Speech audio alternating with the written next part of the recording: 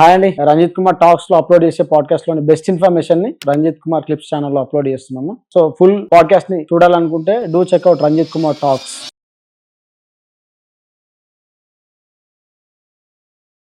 నమస్తే అమ్మ. జై శ్రీకృష్ణ. జై శ్రీకృష్ణ. ఇప్పుడు మాకున్న జనరేషన్కి మహాభారతం కానీ అసలు ఈ గ్రంథాల గురించి మాకేం తెలియదు. ఫస్ట్ ఆఫ్ ఆల్ మీ నుంచి తెలుసుకోవాలనుకుంటున్నాను. అంటే నేను ఈ రీసెర్చ్ చేస్తుంటే నాకు తెలిసింది ఏంటంటే మన మహాభారతం కానీ ఇవన్నీ మనకు ఒక మాన్యువల్, ఒక టాయ్, మన మార్కెట్లో ఒక టాయ్ కొంటే వాటికి ఎట్లయితే వాటి యూజర్ మాన్యువల్ అంటే వాటిని ఎట్లా వాడాలి, ఏం చేయాలి, వాటి ఏంది ఆ మాన్యువల్ ఎట్లా వస్తుందో ఈ భగవద్గీత కూడా మనకు ఒక మాన్యువల్. అంటే మనిషి ఎట్లా బతకాలి, ఎవరితో ఎట్లా బిహేవ్ చేయాలి, జీవితాంతం ఎట్లా ఏ స్టేజ్లో ఎట్లా ఉండాలి, అసలు వేదవ్యాసులు రాసిన మహాభారతం గురించి మీ నుంచి తెలుసుకోవాలనుకుంటున్నా. అసలు ఏంటి, ఎట్లా స్టార్ట్ అయిందమ్మా? మహాభారతం అంటే ఇతిహాసం అండి. మన దగ్గర భారతీయ వైదిక సనాతన పరంపరలో ముఖ్యం మనకు బేస్ ఏంటిది అంటే వేదాలు. వేదాల్లో మంత్రాలు ఉంటాయి, ఉపనిషత్తులో మంత్రాలు ఉంటాయి, మనకు శ్లోకాలు కూడా ఉంటాయి. సో ఆ వేదంలో ఉన్న తాత్పర్యం మనకు అర్థం అవ్వాలని వేదవ్యాసుల వారు మనకు 18 పురాణాలు 18 ఉప పురాణాలు రాశారు. అలాగే ఒక మహా అద్భుతమైన గ్రంథము అంటే మహాభారతం రాశారు. ఆ మహాభారతం ఏంటిది అంటే అది ఇతిహాసం. అంటే ఇవి కూడా మా పురాణాలు కూడా ఎలాగంటే నిజంగా జరిగిన స్టోరీసే, అంటే నిజంగా జరిగిన కథలే. కానీ సూత్రవత్ ఏ స్టోరీ అంటే ప్రతిదానికి ఒక మోరల్ చెప్పారనమాట. ఆ మోరల్ అంటే ఏంటిది, వేదంలో చెప్పిన ధర్మము అధర్మము అది ఒక స్టోరీ వైజ్గా మనకు పురాణాల్లో చెప్పారు, అవి జరిగినవి. కానీ మహాభారతం ఏదైతే ఉందో ధర్మ అర్థ కామ మోక్ష అందరికి పురుషార్థాలుగా చెప్పారు ఇవి.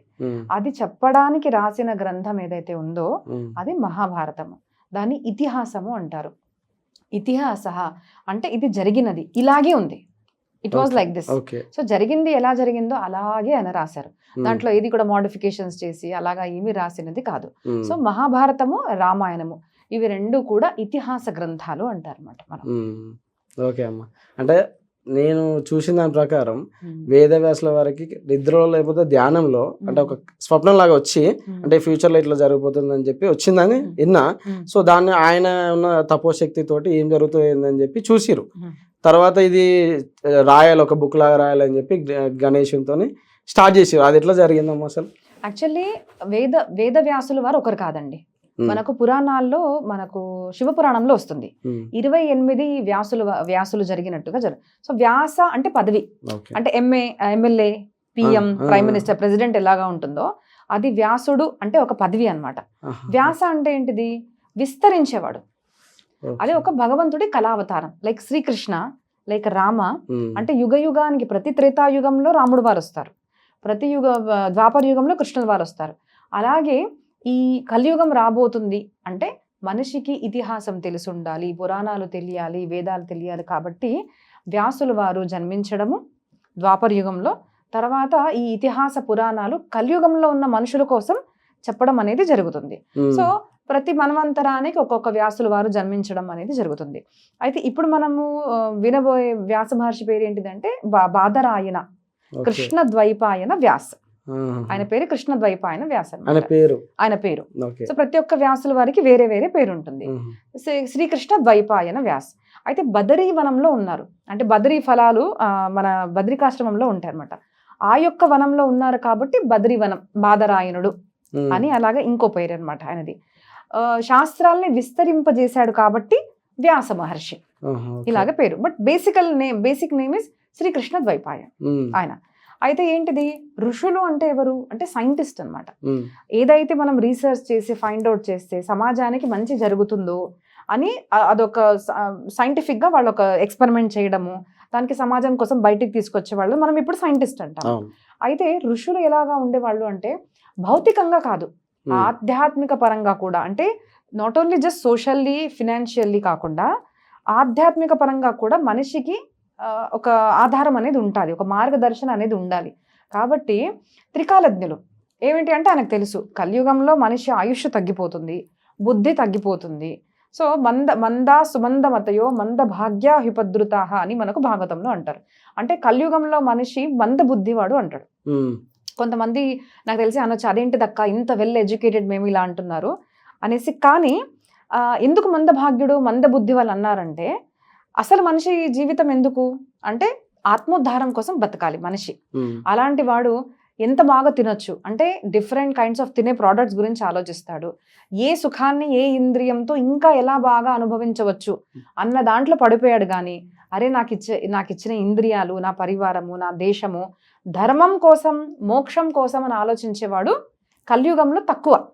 అందుకోసము మందభాగ్య హ్యుపద్రుత అంటే మంద్యభాగ్యులు అంటారు అన్నమాట. సో దాంట్లో అందరు ఎక్సెల్ అవుతారు. అంటే ధర్మ, అర్థ, కామ, మోక్ష. సో కామంలో, అర్థంలో అందరు ఎక్సెల్. డబ్బులు 10 రూపాయలది 1000 ఎలా చేయాలి, 1,00,000 ఎలా చేయాలి అందరికీ తెలుసు. కామోపభోగం అంటే ఓన్లీ సెక్సే కాదు, ఎనీథింగ్, ఏ సుఖం అన్నా కూడా ఎలా అనుభవించాలి అన్న దాంట్లో అందరు ఎక్సెల్ అవుతారు. కానీ ధర్మం గురించి, మోక్షం గురించి ఎంతమంది ఆలోచిస్తున్నారు? తక్కువ మంది. కాబట్టి కలియుగంలో అసలైన పురుషార్థాల గురించి ఆలోచించారు కాబట్టి వాళ్ళు మందభాగ్యులు అని చెప్పారు. అయితే మరి ఏం చేయాలి? పెద్ద పెద్ద గ్రంథాలు వాళ్ళు చదవలేరు. ప్రతి ఒక్క పురాణం కూడా చూస్తే ఎన్నెన్నో శ్లోకాలతో ఉంటుంది. ఇప్పుడు ఎంతోమంది ఉంటారు ప్రవచనానికి వెళ్ళినప్పుడు, ఎంతమంది అమ్మ రామాయణం విన్నారు అంటే ఏదో 5 10 మందో అసలు చేతులు ఇస్తారు. అంటే ప్రాపర్ అండర్స్టాండింగ్ ఉండదు. సో భాగవతం, దేవి భాగవతం, శివపురాణము, రామాయణం ఇవన్నీ అసలు దూరం. దాంట్లోనూ మహాభారతం ఎంతమంది విన్నారు అంటే మహాభారతం అసలు విన్న వాళ్ళే ఉండరు. వెరీ రేర్, తక్కువ మంది.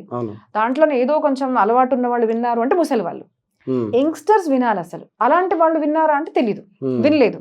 ఎందుకు అంటే మందభాగ్య, మందభాగ్యులు, మంద బుద్ధిమంతులు. అందుకోసం ఏం చేశారు అంటే సులువుగా ధర్మం అర్థమయ్యేటట్టుగా ఈ యొక్క గ్రంథాన్ని రాశారు. అయితే దానికి ఒక వేగం ఉండాలి కదా, ఫాస్ట్ గా రాయాలి. ఆలోచన మనకు టకటక వచ్చేస్తుంది, కానీ రాయడం ఫాస్ట్ గా రాదు. మరి ఎవరు రాస్తారు అంటే వినాయకుడిని ఆవహించి, స్వామి మీరు ఇలా రాయాలి అంటే, అమ్మో నేను అంతసేపు కూర్చోను అంటారు అన్నమాట. ఎందుకు అంటే అదేదో అంటే ఒక కథలాగా, అంతసేపు కూర్చోను అంటే ఆయన అంటారు, లేదు స్వామి మీరే ఎలాగన్నా రాయాలి, నేను చెప్తాను మీకు అంటారు. అయితే ఈయన కూడా ఒక క్లాస్ పెడతాడు. ఏంటిది అంటే, నువ్వు మధ్యలో ఆగిపోయావు అనుకో నేను వెళ్ళిపోతాను. అయితే మన ఋషులకి ఏంటిది అంటే ఇప్పుడులాగా కాదు, అంటే అనుకూలంగా ఉన్నప్పుడు పూజ, అనుకూలంగా లేనప్పుడు అలా కాదు. సంధ్యావందనం చేయడానికి రోజు కూడా వ్యాస మహర్షి పొద్దున, మధ్యాహ్నం, సాయంత్రం లేసేవారు. మరి ఇప్పుడు నేను లేసాను సంధ్యావందనానికంటే వినాయకుడు వెళ్ళిపోతాడుగా. అయితే ఏం చేసేవారు అంటే దాంట్లో కొన్ని కూట శ్లోకాలు వస్తాయి మనకు. ప్రతి మహాభారతంలో చూడండి, కొంచెం కొంచెం గ్యాప్ రాగానే కొన్ని శ్లోకాలు ఎలా ఉంటాయి అంటే దానికి మీనింగ్ అర్థం కాదు. వినాయకుడు అంతటి వాడు అంటే బుద్ధిమంతుడు కదా, అలాంటి వినాయకుడు కూడా ఆలోచిస్తాడు మరి దీనికి మీనింగ్ ఏంటిది. అయితే వ్యాసుల వారు చెప్పారు, నీకు అర్థం అయినప్పుడే నువ్వు రాయాలి, అర్థం కాలేదంటే ఆగిపోవాలి. సో అలాంటి ఒక క్లాజ్ ఇచ్చేసి, అంటే పొడుపు కదా అంటారు చూడండి, అలాగా ఏదో ఒకటి ఇచ్చేసి అది అర్థమయ్యే లోపు సంధ్యావందనం చేసి వచ్చేసేవారు. సో అలాగా రాసిన గ్రంథము మహాభారత గ్రంథము. సో ఇతిహాసం అన్నమాట. రాసింది వినాయకుడు, కానీ చెప్పింది మనకు వ్యాస మహర్షి.